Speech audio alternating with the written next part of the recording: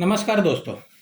दोस्तों, सुनने में कैसा लगेगा अगर मैं आपसे कहता हूँ कि मैं एक कंपनी का ओपनिंग कर रहा हूँ या कोई एक स्टार्टअप लॉन्च कर रहा हूँ जिसमें करोड़ों की इन्वेस्टमेंट है।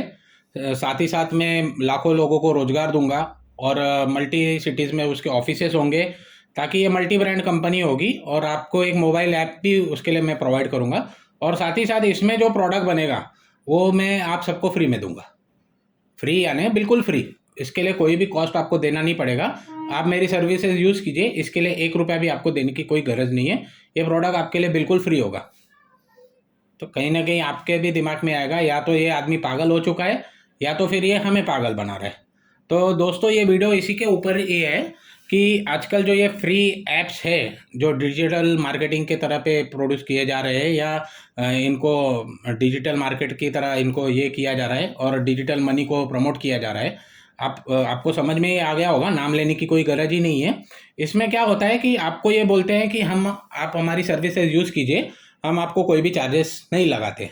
तो दोस्तों, पहली बात तो एक आपको समझ में आ गई होंगी कि फ्री नाम की कोई चीज़ इस दुनिया में एग्जिस्ट नहीं करती है।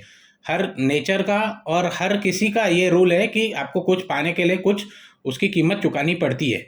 तो चाहे आप अच्छी सेहत पाओ तो उसके लिए आपको टाइम देना पड़ेगा, अच्छा पैसा कमाओ तो उसके लिए भी आपको टाइम एक्सपीरियंस लगेगा, या कुछ आपको अर्निंग करना है, ज्ञान पाना है तो उसके लिए भी आपको एक टाइम टू टाइम लगेगा। उसके बाद ही सब कुछ आपको ये मिलता है। फ्री नाम की कोई चीज़ एग्जिस्ट नहीं करती है। तो यहाँ तक कि जाना जाता है ये जो फ्री ऐप्स होते हैं ये पता नहीं कैसे मतलब इनकी एक स्ट्रेटजी है जो ये मार्केट में लेके चल रहे हैं। लेकिन अभी अगर आपको मैं अच्छे से बता दूं कि ये क्या होता है तो आपको बिल्कुल समझ में आ जाएगा और आप तुरंत ही इसके ऊपर कुछ एक्शन ले पाओगे। हालांकि ये सब एक अच्छी बात है। इससे मतलब आपको कहीं ना कहीं फ़ायदा होता ही है कि ट्रांजैक्शन करने में आसानी होती है, या जो आजकल जो जनरेशन चल रहा है इसके लिए हमको प्रिपेयर रहना चाहिए और हमको कुछ हद तक ये ट्रांजैक्शन इससे करने भी चाहिए। लेकिन आप पूरी तरह अगर इस पे निर्भर हो गए और आपने अगर पिछला जो अपना जो कैश का जैसे फ्लो चलता था उसको अगर आपने बायकॉट ही कर दिया तो इसमें जो होने वाली परेशानी है इसकी क्या होगी प्रॉब्लम, ये आपको अभी मैं समझा देता हूँ। शुरुआत ऐसे करते हैं कि ये एक अमेजिंग कॉन्सेप्ट है। आपको मैं शॉर्टकट में बता देना चाहता हूँ। एक मोबाइल कंपनी थी जो इंडिया में लॉन्च की गई। उसने सबसे पहले एक फ्री और फास्ट इंटरनेट की सर्विस हम सबको प्रोवाइड करना चालू कर दी। फिर लोगों को आदत पड़ गई। 2 4 6 महीने साल भर तक ये फ्री इंटरनेट हमको मिलता रहा। इसके लोग बिल्कुल आदत हो गए, लोग मूवीज़ देखने लग गए। जो 1 GB डेटा हमको मिलता था वहाँ पे अनलिमिटेड डेटा मिलने लग गया, हम लोग फ्री में मूवीज़ देखने लग गए, व्हाट्सअप सारा दिन चालू रखने लग गए और काफ़ी सारी चीज़ें हम इंटरनेट से ही करने लग गए और इंटरनेट के हम बिल्कुल आदी हो गए। उसके बाद में फिर इन्होंने क्या कर दिया, एक नॉर्मल से चार्जेस उनके इंक्लूड कर दिए, फिर आपको उसको चार्ज देना पड़ रहा था। बाद में फिर इन्होंने क्या कर दिया कि वो सब चार्जेस हटा दिए, अब एक डेटा प्लान लेके आ गए। आपको 3 महीने 2 महीने 1 महीने का डेटा का रिचार्ज करना पड़ेगा और साथ ही साथ इसमें आपको जो इंटरनेट मिल रहा था उसकी स्पीड भी स्लो हो गई। साथ ही साथ आपको एडवर्टाइजिंग भी सुनने पड़ रहे हैं और काफ़ी सारी चीज़ें इन्होंने इम्प्लीमेंट करना चालू कर दी। मतलब आपको समझ में आ रहा है ना, ये फ्री की आदत डाल के फिर ये लोग कैसे पैसे हमसे निकालना चालू कर देते। तो ये सब जो कंसेप्ट चल रहा है इसके ऊपर ये डिजिटल मनी के ऐप्स इन्होंने ये कंसेप्ट को एडॉप्ट किया है और उसके साथ ही अपने हमको ये चूना लगाना चालू कर देते हैं। देखिए, आपको ऐप फ्री में दिया जा रहा है, उनके जो ट्रांजेक्शन्स आप करते हैं वो फ्री में रहते हैं, बराबर है। लेकिन बैंक में पैसा कहाँ से आएगा? आप कैश डिपॉजिट करना चाहोगे, बैंक उस पर चार्जेस आपको लगेगा। एक मिनिमम के बाद, मिनिमम बैलेंस के बाद में जो भी आपका बैलेंस एक्सेस हो जाएगा उसके ऊपर आपको चार्जेस देने पड़ेंगे। एनुअल अकाउंट मेंटेनेंस के नाम पे आपके अकाउंट में से चार्जेस निकल जाएंगे। स्टेटमेंट वगैरह लो। हालांकि देखो, यूपीआई ट्रांजेक्शन कैसे रहते हैं, आप रेस्टोरेंट में जाओगे उसके लिए आपको यूपीआई करेंगे। आप बस की टिकट यूपीआई से लोगे, मूवी टिकट यूपीआई से लोगे, दुकान में कोई भी सामान यूपीआई से लोगे। मतलब जितने सारे आपके दिन भर के खर्चे रहते हैं वो सारे आप यूपीआई से करोगे। तो कुल मिला के 20 25 ट्रांजेक्शन आपके डेली होते जा रहे हैं। ये एक कॉमन आदमी की बात कर रहा हूँ, इससे ज़्यादा भी ट्रांजेक्शन होते हैं। तो अगर आप एक 2 महीने का 3 महीने का स्टेटमेंट निकालने जाओगे तो वो स्टेटमेंट के पेजेस होंगे आपके कम से कम 100 पेजेस। अभी 100 पेजेस के ऊपर आपको वो चार्ज करने वाले हैं। आपको 500 से 1000 रुपये का आपको चार्ज लग जाएगा स्टेटमेंट निकालने के लिए। अभी ये तो चार्जेस आप सारे आपको मालूम है। इसके अलावा भी जो हिडन चार्जेस रहते हैं 1 2 5 रुपए के नाम पे इतने सारे पैसे आपके अकाउंट में से गायब हो जाते हैं, आपको मालूम भी नहीं पड़ता है। और यहाँ तक कि मेरी बात है या आपकी बात है, कोई भी कॉमन आदमी अपना स्टेटमेंट ध्यान से पढ़ता ही नहीं है।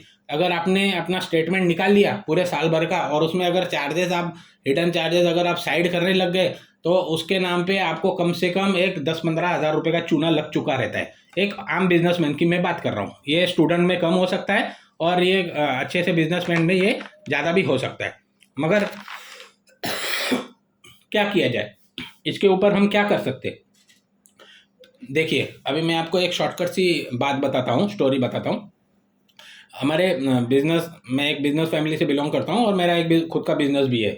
तो पहले तो हम अपनी जो पहली कमाई रहती है दिन की, जिसको पहली बोनी बोलते हैं, भगवान के सामने एक दिवा बत्ती लगा के हम गिराक का इंतज़ार करते हैं। और वो जब गिराक आता है तो हम उसको, पहली बोनी को हम अपने सर आँखों पे रख के हम उसको अपने कैश काउंटर में अंदर रखते हैं।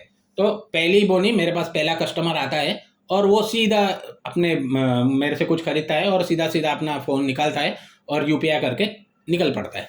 तो ये क्या हो गया, मतलब मेरी जो पहली बोनी है ये सीधा चली गई बैंक में। ठीक है, चलो ये बात तो मेरे को समझ में आ गई। लेकिन अगर सोचो, आपका पहले एक तो आप दिन भर कस्टमर नहीं है आपके पास में, अगर आप में 2-3 घंटे के बाद एक कस्टमर आ जाता है आपके शॉप के ऊपर और काफ़ी सामान देखने के बाद अगर आप उसको समझा भी लेते हैं, कुछ सामान के लिए कन्विंस भी कर लेते हैं, वो बाय करने को बैठ जाता है। तो एक तो वो यूपीआई ट्रांजेक्शन करना चाह रहा है आपको, पहले तो ठीक है। प्रॉब्लम्स क्या आते हैं इसमें आपको एक या तो मैसेज नहीं आएगा, या तो फिर अगर ट्रांजेक्शन नहीं हो पाया तो उस एक तो वो सामान लेगा नहीं आपसे, या तो फिर आप जान पहचान वाला है तो आप उसको उधार में दे दो। अभी ये देखो, ये यूपीआई ट्रांजेक्शन होने के कारण ये प्रॉब्लम आने चालू हो जाते हैं।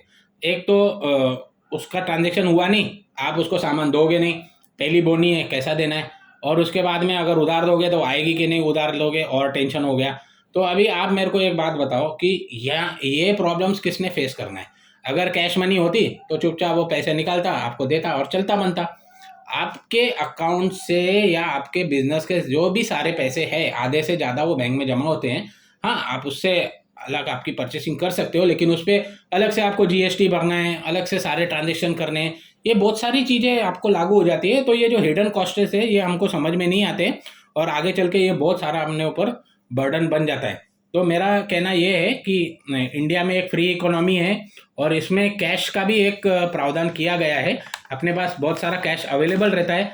तो अगर कैश एक अच्छा मतलब विकल्प है तो आप कैश को ज़्यादा प्रमोट कीजिए। इससे क्या होता है, जो फॉरेन कंट्रीज़ है जिसमें डिजिटल मनी को प्रमोट किया गया था, आज वो सारे इंटरनेट से परेशान हो चुके हैं। ऐसे युग हो चुके हैं कि लोग कंगाली के तौर पे आ चुके हैं, लोगों के ऊपर कर्जे चढ़ गए हैं, अननेसेसरी खर्चे अकाउंट में से निकल जाते हैं, अननेसेसरी चार्जेस के कारण इतने कॉस्ट अपने को लग चुका है कि हम सोच नहीं सकते। और हमारी सेविंग्स अकाउंट एक सेविंग अकाउंट ना रह के एक हमारे ऊपर बर्डन बन चुका है। तो मैं चाहता हूँ कि आप सोचिए इसके ऊपर। ये मेरा ओपिनियन ही है कि मैं आपको कोई फोर्स नहीं कर रहा हूँ, लेकिन अगर आपको मेरी बात से सहमत है तो कम से कम इसका यूज़ कीजिए। जहाँ पे आपको कोई प्रॉब्लम है, जहाँ पे कि आपके पास कैश अवेलेबल नहीं है, तो इसका यूज़ कीजिए। नहीं तो अगर हो सकता है तो कैश में, अगर आप कर सकते हैं तो कैश में ये सब कुछ कीजिए। इससे क्या होगा कि कम से कम कैश का फ्लो अच्छा रहेगा मार्केट में। जो बेचारे गरीब लोग हैं जिनको ये ऐप यूज़ नहीं करने आते हैं, उनको डेली वेजेस जो मिलते हैं उनको कैश मिलेगा, उनको भी प्रॉब्लम नहीं होगी। और आगे चल के अपना जो इंडिया है, अगर फ्यूचर में ये टेक्नोलॉजी इंप्रूव होती है, ये चार्जेस वार्जेस अपने कम कर देते हैं, वाकई में फ्री बोल रहे हैं तो फ्री देना चालू कर देते हैं, तो आप इसको बिंदास यूज़ कीजिए, इसमें कोई प्रॉब्लम नहीं है।